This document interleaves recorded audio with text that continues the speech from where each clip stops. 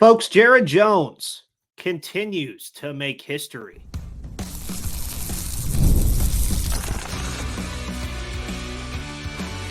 You are Locked On Pirates, your daily Pittsburgh Pirates podcast, part of the Locked On Podcast Network, your team every day. And welcome back to that Locked On Pirates podcast, everybody. My name is Ethan Smith, your host of this wonderful show here on the Locked On Podcast Network, where it's your team, your Pittsburgh Pirates, every single day. Thank you for always tuning into the show, as you always do, every single Monday through Friday here on the Locked On Podcast Network. Today's episode is brought to you by Monopoly Go. We'll have more on Monopoly Go later on today's episode. But folks, the Pirates are back in the win column, winning 4-2 last night over the Milwaukee Brewers, who, again, we'll talk about that later, about the importance of these NL Central games and why I think that they're just more important this year. I think that they're going to be games that are going to really swing the tide in this division, as they should. But folks, we're talking today about Jared Jones again, who we talked about last week, who I said, could he potentially be an NL Rookie of the Year candidate?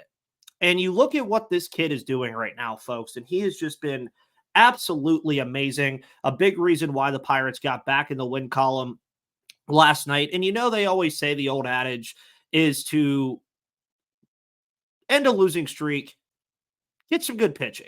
And that's what the Pirates got yesterday from Jared Jones. They got some very good pitching out of Jared Jones last night that really, really helped solidify that victory. Obviously had that big sixth inning where he had second and third and 2 outs, got a huge out there, obviously a stab on the mound from him to end his outing of 6 innings. Didn't get pulled early this time. Obviously, that was a big talking point last week in his very good appearance against the New York Mets. Didn't get pulled earlier this time around. And Jared Jones, folks, he's got it right now. I mean, 2.79 ERA, 39 strikeouts, 0.83 whip, but he's making history along the way. But before we get to that history, you guys know I love StatCast. You know that I'm a StatCast fanatic. I absolutely love StatCast and advanced metrics. I think that advanced metrics tell a lot of the story of what you can expect from a lot of these guys, especially these young guys, much like Jared Jones. And right now, I've talked about it quite a bit. Jared Jones is just doing phenomenal things in the advanced category. Obviously, he had that really crazy strikeout yesterday on Bryce Terang that made him just look like a pretzel. But you look at his run values right now. Pitching run value, 88th percentile at +5. Fastball run value, 78th percentile at +3. Breaking run value, 96th percentile at +3. The off-speed run value, which I kind of expected to be one of his weaker parts of his game so far, is a -1, but that's okay. His expected ERA is a little bit higher than his current ERA. It's a 2.97, but it's still 74th percentile in baseball, which is good. Then you look at expected batting average, 221, 68th percentile. We obviously know the fastball velo is there. He has just been absolutely phenomenal when it's come to the fastball. Obviously at a 94th percentile at 97.3. Has given up quite a bit of barrels and hard hits when guys actually can put contact on the ball. Average exit velocity is 89.8. That's ranking a little low. Barrel rate 11.8. Hard hit rate 50%. So those are things that I think Jared Jones will eventually learn to eliminate from his game. But when you're in the 89th percentile or higher, folks, in walk rate, strikeout rate, whiff rate, and chase rate, you're doing something right. And even its extension rate, which is a 7, is also good. But when we're talking about history here, you're talking about the history that he's making and the top pitch velocities that he's been able to really roll with. And it's the stuff that he's throwing is just nuts. And Sarah Langs pointed this out yesterday. If you guys are not following Sarah Langs, Slang on Sports on Twitter, please do so. She is a phenomenal baseball fan and reporter. She does a very fun job. Jared Jones's 98 swings and misses this season are tied for the 8th most by a pitcher in his first 5 starts of a season in the pitch tracking era, which started in 2008. Now, when you hear the names that Jared Jones is going to be in the conversation with here, and the names that he's going to be involved with, you look at Jacob deGrom in 2021, Shane Bieber in 2020 and 2021, Spencer Strider last season, Shane McClanahan last season, Max Scherzer in 2018, and Chris Sale in 2017. And he's tied with Kevin Gausman in 2022 with 98 swings and misses in his first 5 starts. That is some elite company to be in, folks. I mean, you're looking at Cy Young winners. Max Scherzer is a potential future Hall of Famer. Chris Sale has had a phenomenal career. Kevin Gausman is regarded as one of the best pitchers in baseball. Spencer Strider, obviously regarded as one of the better pitchers in baseball. And this is what this kid is doing. He's breaking records and making history along the way. It is just absolutely insane what he is doing.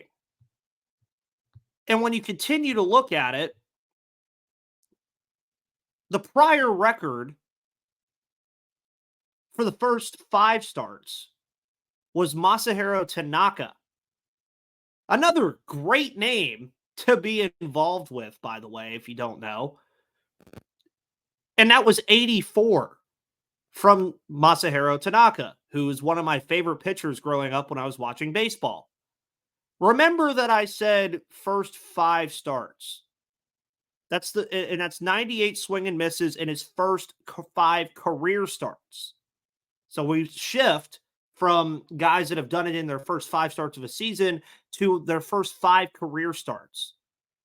It's also the most swings and misses at 98 in a player's first 6 career starts. Sorry, it's unfathomable to me that he's doing these things. And think about it, he hasn't even made his 6th start yet. Last night was his 5th start of the year. For context, in Tanaka's 6 starts, he had 96. Jones has already more than eclipsed that. And really, what I find interesting about it at this point is there's so much conversation around Paul Skeens. And there's so much conversation around Anthony Solometto and Bubba Chandler and Hunter Barco and Thomas Harrington and Xander Muth and a lot of these guys that are going to be coming up. But Jared Jones, folks, is setting the bar for these guys when they come up. Jared Jones is really setting the tone for what this young pitching can look like for the next half decade or decade.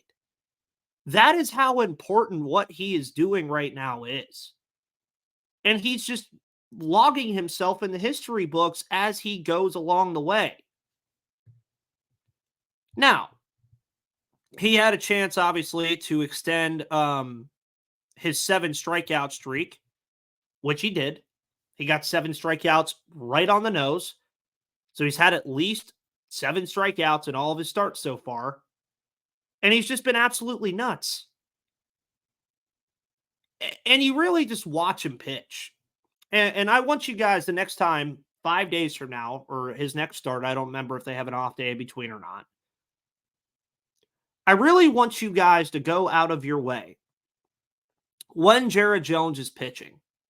And I'm not asking you to break down the mechanical stuff and all of like the other things. Just watch the mixture of his pitches and how he adjusts in the middle of games. That is the most important thing that you're seeing from Jared Jones right now. He's adjusting in the middle of games and he's making opposing hitters look helpless. Now, again, the occasional home run ball is going to be there. That's just something that's a part of Jared Jones's game. He throws the ball really hard. He's going to occasionally give up the home run. And that's perfectly fine, as long as it doesn't become a major issue. We saw it through the first couple starts that he was giving up 1 or 2 a game. He gave up 1 last night to Rhys Hoskins. Rhys Hoskins, though, phenomenal player. But when you're doing this through the first 29 innings of your career, where your only real negative that we've seen from Jared Jones thus far is surrendering the home run ball occasionally. And when I mean occasionally, I mean you're looking at his advanced metrics and what you can find there. I mean, his home run per 9 is 1.55. It's not what you want it to be. Trust me, it's not what you want it to be. You want that to be a lower number. But I also think you can live with a 1.55 home runs per 9 when he has a 12.1 K per 9 and a 1.24 walk per 9. And he has a 9.75 K to walk rate. That is absolutely nuts. Jared Jones is nuts. And it's the stuff that's working. The fastball is just working. The slider as a complementary pitch has just been above average and damn near elite. He's striking guys out at an elite clip. He's just using every tool that he has at his disposal. And folks, think about it this way. His changeup isn't even fully developed yet. That's a pitch that he's still working on. That's a pitch that he wants to eventually turn into a better pitch. The curveball, too. He wants those off-speed pitches to be better. Imagine how much better Jared Jones will be once those pitches eventually come along. And right now, he's only throwing them 11% of the time, and that's really because he doesn't have to. When you're throwing the fastball and the slider at such a clip that he is right now, why throw anything else? Like, seriously, why throw anything else, especially when guys are batting below the Mendoza line against the fastball and the slider at a 182 and a 154 clip? So, absolutely, Jared Jones is setting the tone for the Pirates' young pitching right now. He absolutely is. And for Paul Skeens, even Paul Skeens is going to have to live up to this sort of hype in at least some form or fashion. And that is crazy to think about.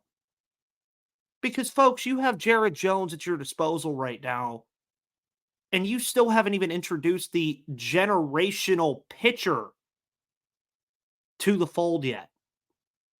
And you have Mitch Keller. Folks, the Pirates pitching has a very, very bright future. And it's just getting started with Jared Jones as he continues to make history and will continue to make history.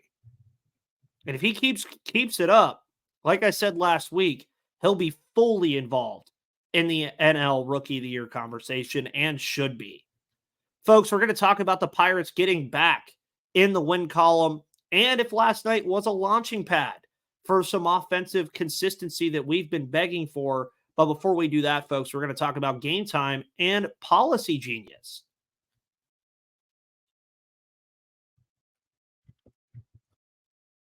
Folks, today's episode is brought to you by Game Time. Download the Game Time app today and use code LOCKEDONMLB for $20 off your purchase because, Game Time is now an authorized ticket marketplace of Major League Baseball, which makes getting tickets even faster and easier.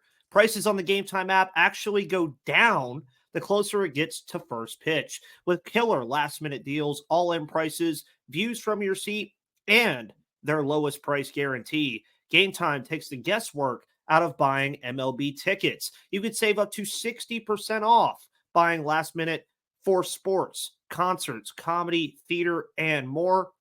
And Game Time will give you the lowest price guarantee that you can get, or they'll credit you 110% of the difference, and your purchase is covered with the most flexible customer service policy in the ticketing industry. So take the guesswork out of buying tickets with Game Time and download the Game Time app, create an account, and use code LOCKEDONMLB for $20 off your first purchase. Terms apply. Again, create an account and redeem code LOCKEDONMLB. That's LOCKEDONMLB for $20 off, and download the Game Time app today. Last minute tickets, lowest price, guaranteed.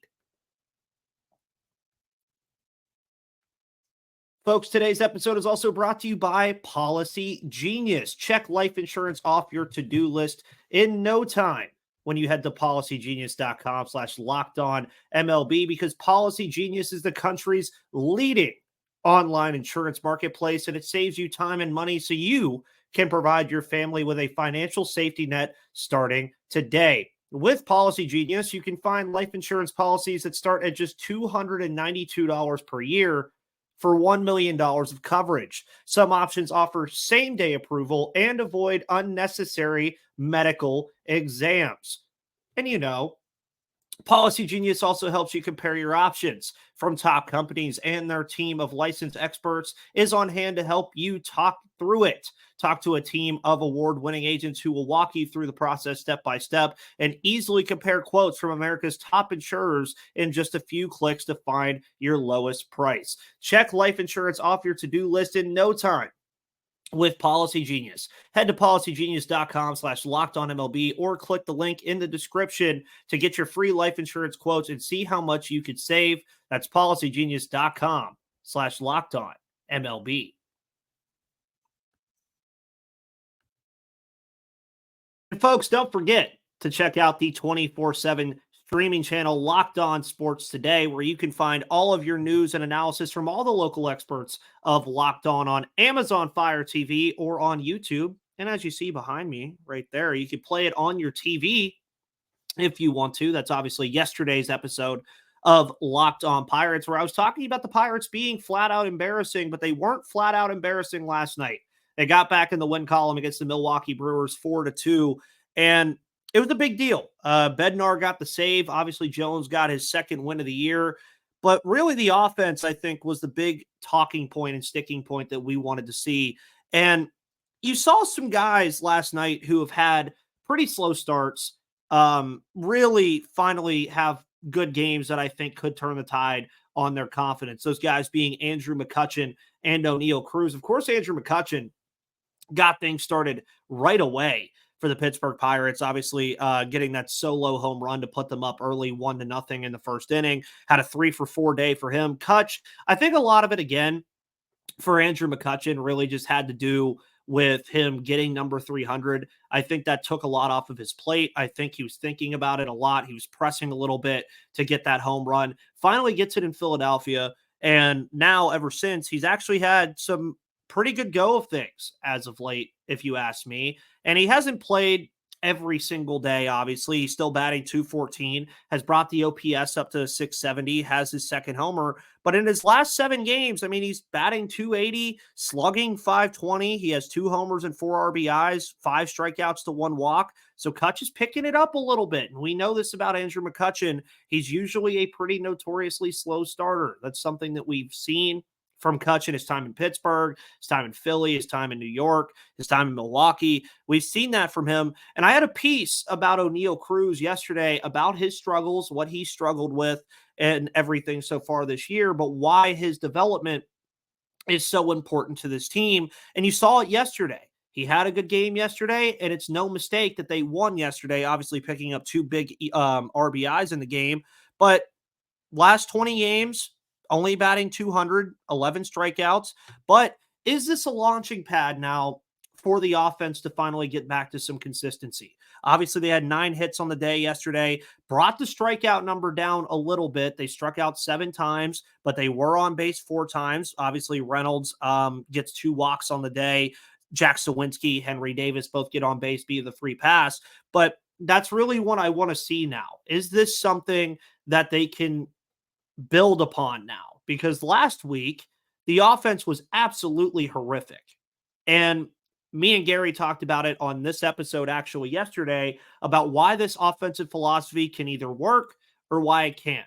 Joe Ross was the kind of guy that it can work against. He likes to nibble around the zone. He will surrender walks. He's not a big strikeout guy. It's the kind of pitcher that the Pirates can attack, and they attacked him last night. Obviously, Wade Miley was slated to go today, but now it's to be determined because he was placed on the IL. It'll be Bailey Falter tonight for the Pittsburgh Pirates. But I want to see this offense now build on this. Now, I'm not exactly saying that it all has to be in the run column. I know a lot of people are going to say, oh, well, it needs to be runs. We need to see runs. This is what we need to see. But it's not exactly all runs. I think the hits and taking advantage of when you can get those opportunities is the biggest thing that we need to see. And for that offense to get back to that consistency, that's what needs to happen. Now, they obviously left 8 on base last night. They were only 1 for 8 on the day with runners in scoring position, which was a big reason why they were so good early in the year. So I would like to see them get back to that and take advantage of the opportunities that are given to them. But for those opportunities to come, you also have to create them. And I think that's one big thing that they've also been having an issue with over the last week and change is through the first week and a half, 2 weeks of the season, in that 9-2 start, they were creating those opportunities and then taking advantage of those opportunities. Right now, up until yesterday, they weren't really creating the opportunities at all. So there was no way to take advantage of those opportunities because they just flat out didn't exist. So when you look at what the Pirates offense needs to continue to do, they need to continue to get production from guys like O'Neal Cruz. They need to get production from guys like Andrew McCutchen. They need to get production from guys like a Connor Joe and who actually had another pinch hit yesterday. And I'll also just flat out say this. He just needs to be the first baseman right now. Rowdy Tellez is giving this team absolutely nothing. And there's no reason that when you're having offensive issues that Connor Joe, who has an OPS of 864, should be on the bench. I know he's not an everyday player, but you need to find ways to get him out there. And when you boil it down to a science, I wrote a story over at Steel City Pirates that I want you all to read that I posted about yesterday about playing the right guys. And that's how I think that you're going to build this consistency. Kutch had a good day yesterday. Put him in the lineup again. Cruz had a good day yesterday. Put him in the lineup again. Alika Williams, folks, is batting .333 with an .898 OPS. Put him in the lineup again and just see if it continues to work. I would run the exact same 9 guys out there tonight, except that I would put Connor Joe out there for Rowdy Tellez. That's all I would do. That's all I would change today. I don't care if it's a left-handed hitter. I don't care if it's a right-handed hitter or pitcher. Sorry. Throw the exact same guys out there. Just flip Connor Joe for Rowdy Tellez and just see what happens. Maybe you start a win streak against the NL Central Milwaukee Brewers, who are a team that I think has the potential to compete in this division. Maybe it works out. Maybe you figure something out. But you won't know until you at least try it. And I think that's the biggest thing for this offense to get back to some consistency is just having a consistent offense and a consistent lineup of the guys who are creating offense. You can't create offense by changing the lineup every single day. And we know it's a big thing with Derek Shelton's MO, but eventually he's going to have to get away from it. But I think last night has the potential to be a launch pad for this offense to get back to the way it was to begin the year. Folks, we're going to talk about the importance of these NL Central games, do a little bit of a preview for Game 2 and what I expect to see tonight, especially from the offense. But before we do that, folks, let's hear from Monopoly Go.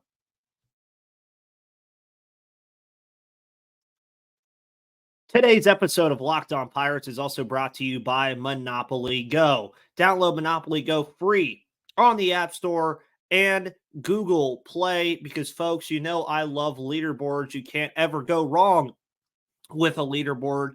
And I'm talking about the hit mobile game Monopoly Go when I'm talking about leaderboards. You've probably heard of it. It's been downloaded over 150 million times, and it's a great mobile twist on classic Monopoly. You can play anywhere, anytime.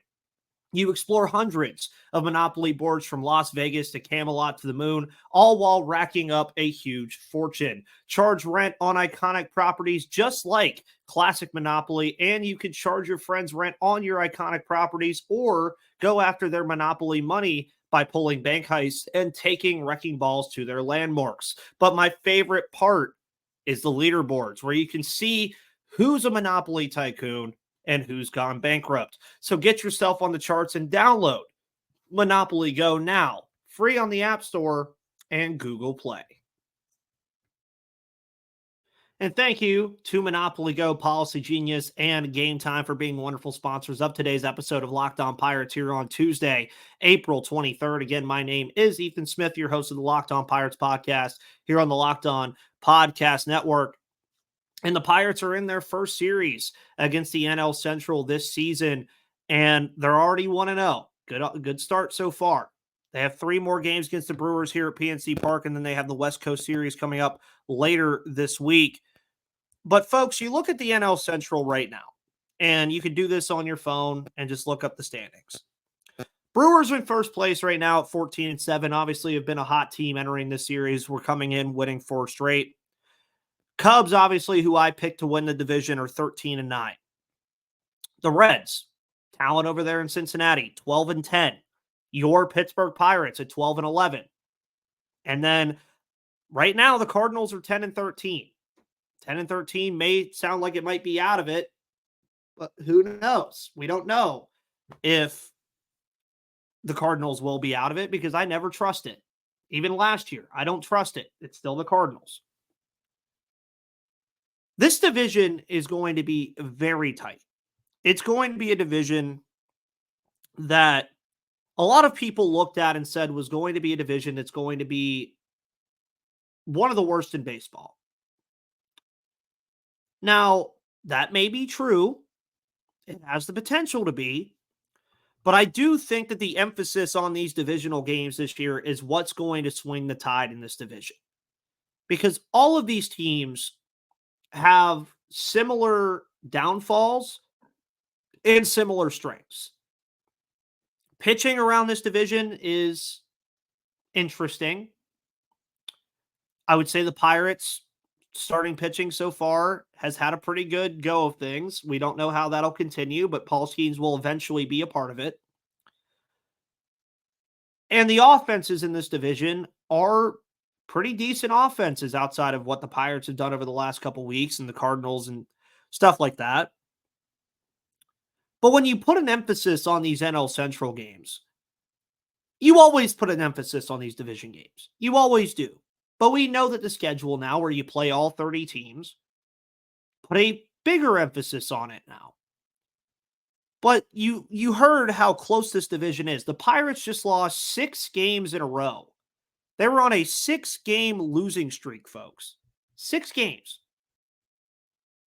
And they're still only 3 games out of first place right now. If they were to find a way to sweep the Milwaukee Brewers, be a half game out of first place. It's insane, right? And it's a division that Paul Francis Sullivan, who hosts Locked On MLB, has said is up for grabs for anybody. And I agree with that. All it takes is for one of these teams to have a very good divisional record, and that'll thrust them right into that role of being that team that probably wins the NL Central. And I've also went out of my way to say, and a lot of people have kind of said, we'll see, and it's still early. Don't be shocked if 2 of these teams make the playoffs. I wouldn't be shocked at all if 2 of these teams found a way to get into the postseason, be it Chicago and Cincinnati, be it Chicago and Milwaukee, be it Milwaukee and Cincinnati, maybe even your Pittsburgh Pirates, if things shake out the right way. St. Louis is even more a part of this too. It's a division that, albeit it's not the strongest division in baseball, it's not the AL East, but it's still a division that pretty much every team can win. It's that kind of division, folks. And I'm being 100% serious about that. And your Pirates are going to be involved in it for quite a while, I think. And that's why tonight against the Brewers, it would be great to just go ahead and at least solidify a split against the Milwaukee Brewers, a team that has had the Pirates' numbers for the last decade. And if you could find a way to win the series and find a way to more often win these NL Central games than not and have a plus record in the division, folks, the Pittsburgh Pirates will be in that conversation going deep into the season. And that's exactly what we want to see. It'll be Bailey Falter against whoever the Milwaukee Brewers decide to throw out tonight at PNC Park as this 4-game set against the NL Central rival Milwaukee Brewers continues. But folks, thank you for tuning into the Locked On Pirates podcast here on the Locked On Podcast Network, where it's your team, your Pittsburgh Pirates every day. My name is Ethan Smith. You can follow me on Twitter at MVP_Ethan or at Locked On Pirates for all of your news, analysis, opinions, and reactions to everything going on in the world of the Pittsburgh Pirates. You can find this show free and available to yourself on YouTube or Amazon Fire TV and all of your audio platforms, because it is free and available to you every Monday through Friday. Folks, have a wonderful rest of your Tuesday, April 23rd. See you tomorrow. We'll talk about the game tonight, but until then, see you on the flip side.